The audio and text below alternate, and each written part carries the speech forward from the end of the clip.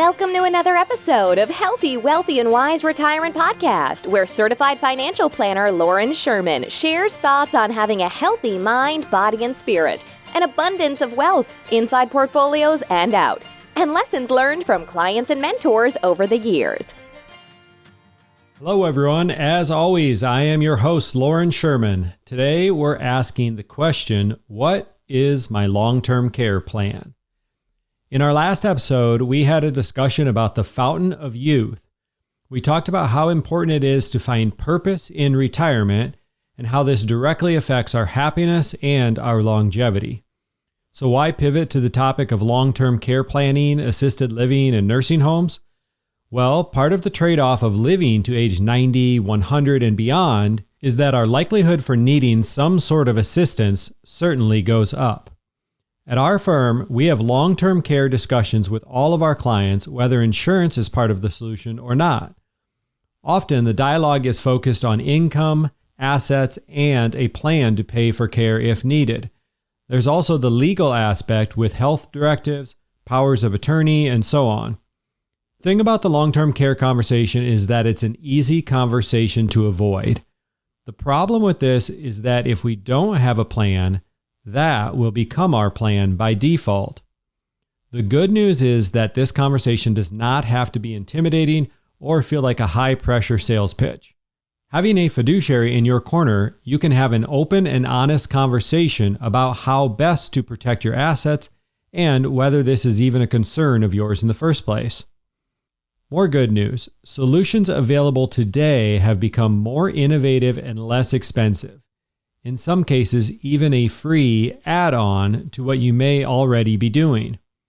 Stick around to the end as we will cover each option, but first, let's ponder some questions that will help you decide which direction to take the conversation.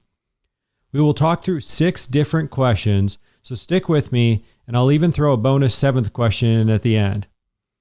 The first question you'll want to ponder when thinking through a long-term care strategy. Is it important to me that I protect my assets? What about my spouse, kids, or grandkids? Is it important to protect assets for them? To some, this answer may be obvious, but others may not have family, or they simply don't want to pass money along to them. I've met plenty of retirees who have firm beliefs on both sides of this. Some who inherited money from their parents and feel it's their duty to pass something along to the next generations. On the flip side, others prefer to have their kids and grandkids start from scratch and build their own wealth from the ground up. Protecting assets isn't a high priority. Moving on to the second question to ask yourself. Do I have assets to protect? And if so, can I self-insure? There's not a hard and fast dollar amount to reach where self-insuring is always recommended. With so many different variables, leaning on financial tools to help assist in answering these questions takes much of the burden off your shoulders. Moving on to our third question. What is the cost of care in my area, and will I stay in my area if I need additional health care? It is important to consider costs in the area now and expected costs 20 or so years into the future. What if you live in Iowa now, but the kids move to Denver and San Antonio? It may be important to consider other areas and what you envision your retirement looking like. Of course, this can always change, but it helps to start somewhere. Our fourth question, do I have any family or friends willing and able to assist me if I needed them? This can sound good at first, but both willing and able may change over time. Additionally, so often a once great relationship can sour a bit when it becomes a caretaker-patient relationship.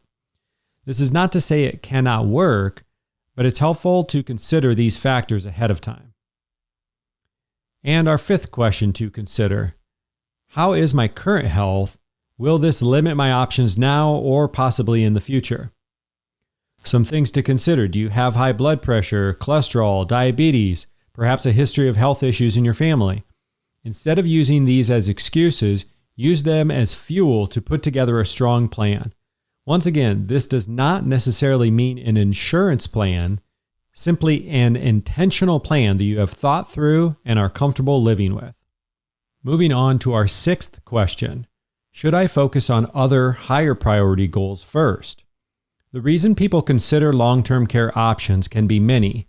Some of the more commonly mentioned reasons are, first, to protect wealth, second, to protect loved ones from needing to care for them, essentially meaning they don't want to burden their family into becoming caretakers, and third, hand in hand with that, is to maintain independence and ability to make choices. These are all great reasons to think through long-term care options, but we also have to be mindful of other goals. Most often, the highest priority goal is to make sure you have enough assets and income to last through retirement.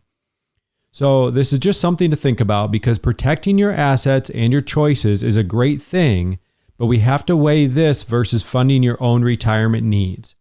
If it interferes with funding your retirement, then it's still important to have a discussion and a plan, but using insurance may not be the right solution. And as promised, a bonus question. I already have coverage. Do I have enough? And do I have the right type? This is a good question because many retirees put their plan together years ago when options may have been limited or when their financial situation was entirely different.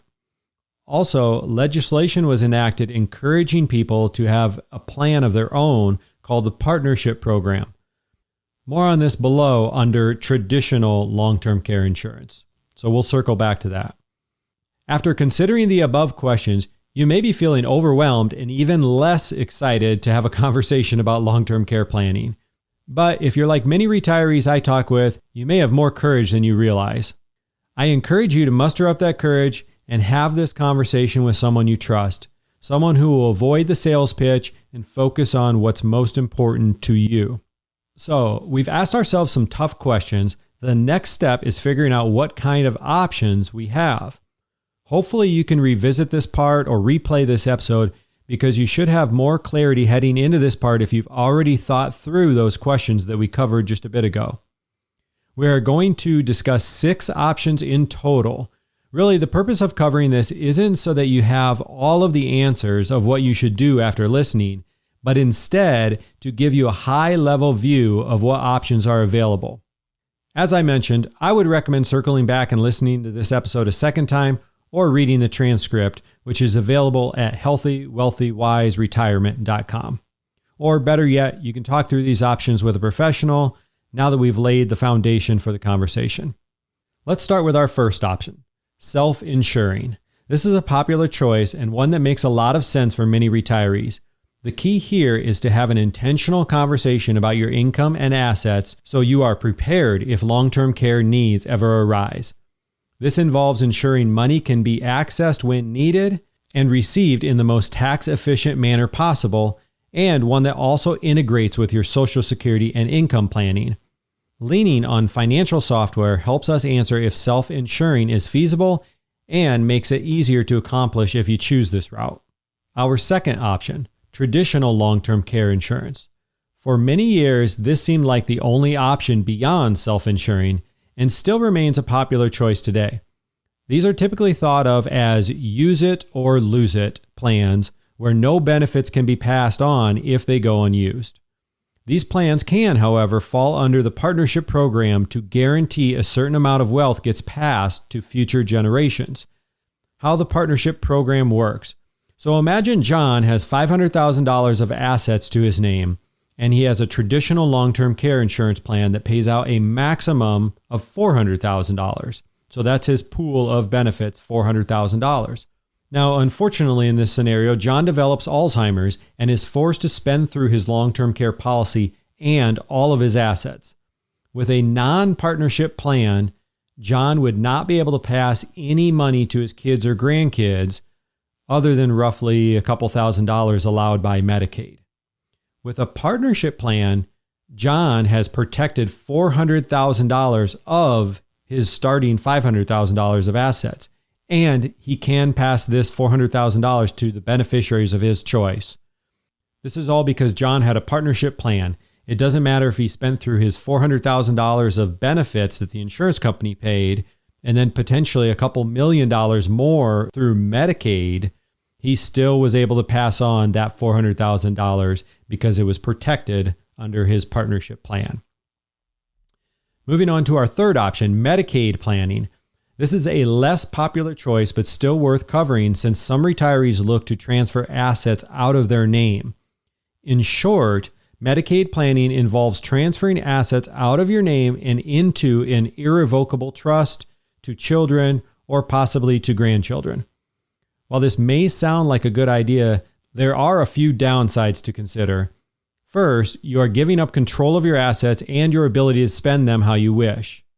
Second, you have to plan ahead in Iowa and most states as they have a 5-year look-back period. What this means is that assets must be out of your name for 5 years or more prior to qualifying for Medicaid. And third, if assets are in your kids' or grandkids' names, you have only transferred risk but not eliminated it. The assets are now exposed to the children going through bankruptcy, getting sued, or simply spending it, possibly due to their own health issues.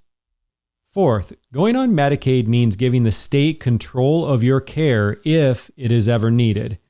If John from our previous example went with Medicaid planning, he might have to go to an assisted living facility 2 hours away from his kids, even though there's one 10 minutes away. He would likely have to share a room with a stranger rather than enjoy a private room of his own. And last, a fifth downside to going this route is that you would be relying on others to pay for your care. Many of the retirees we talk with don't like the idea of quote-unquote hiding assets and having others pay for something that they're capable of paying for themselves. Now, the last three options are hybrid solutions, which have been around for the past 15 to 20 years, but more recently have gained widespread traction. These involve a mix between self-insuring and leveraging insurance. People have become fond of these options because they are not an all or nothing or a use it or lose it solution. We'll look at number 4, life insurance hybrid.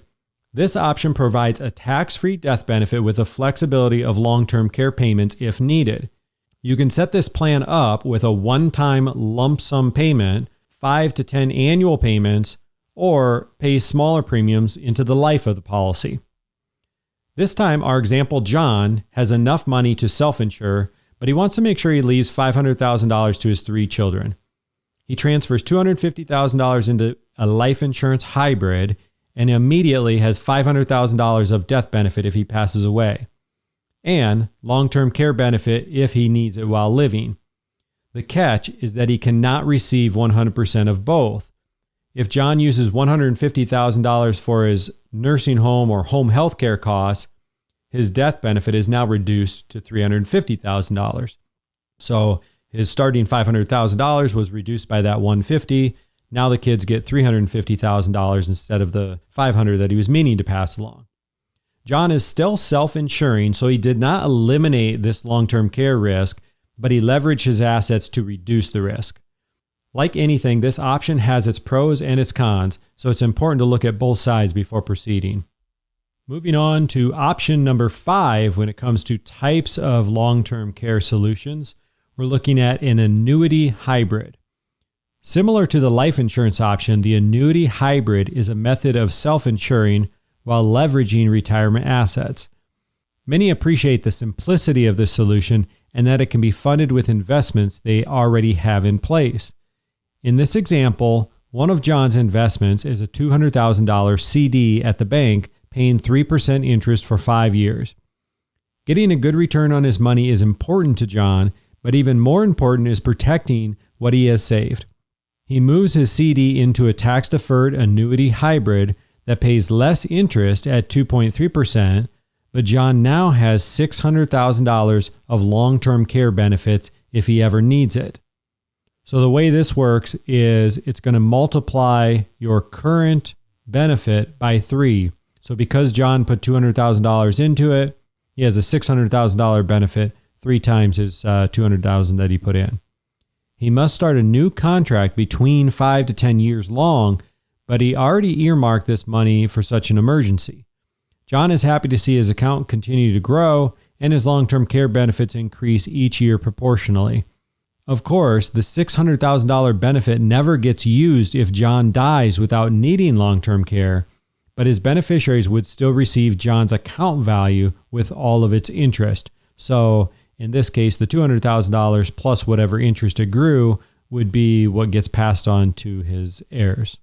While this is a great option, not everyone has the flexibility to set aside large amounts of money. So this option really is best for those that are planning to self-insure anyways, but then they simply leverage their assets to protect themselves better.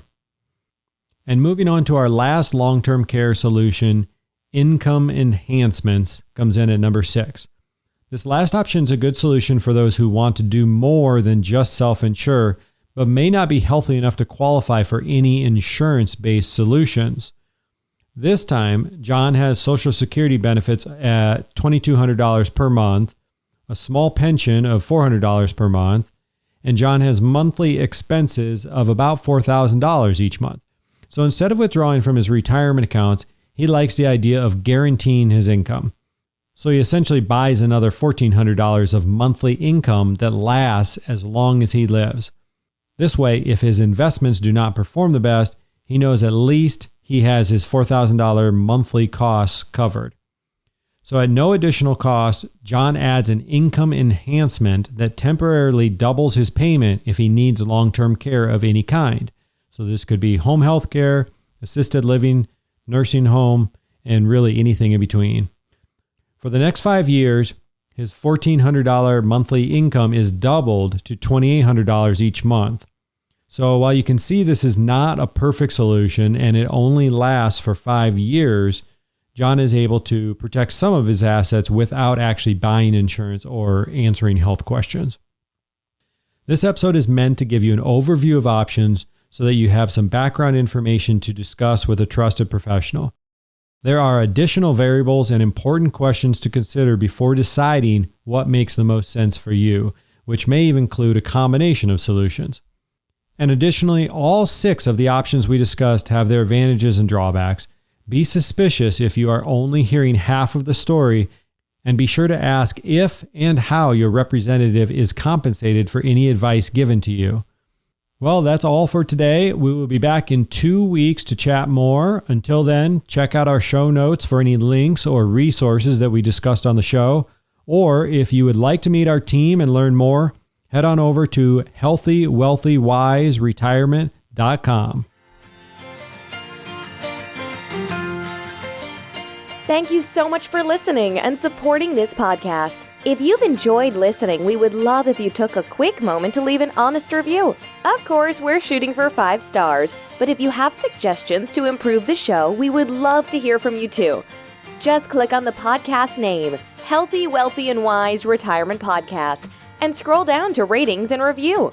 Thanks again for your support, as this helps us reach a wider audience and help even more retirees just like you. This podcast is for entertainment and informational purposes only and is not intended as a specific tax, legal, or investment advice. Lauren Sherman is a certified financial planner and co-owner of Integrity Wealth Management, an investment advisor serving retirees in search of their own healthy, wealthy, and wise retirement lifestyle.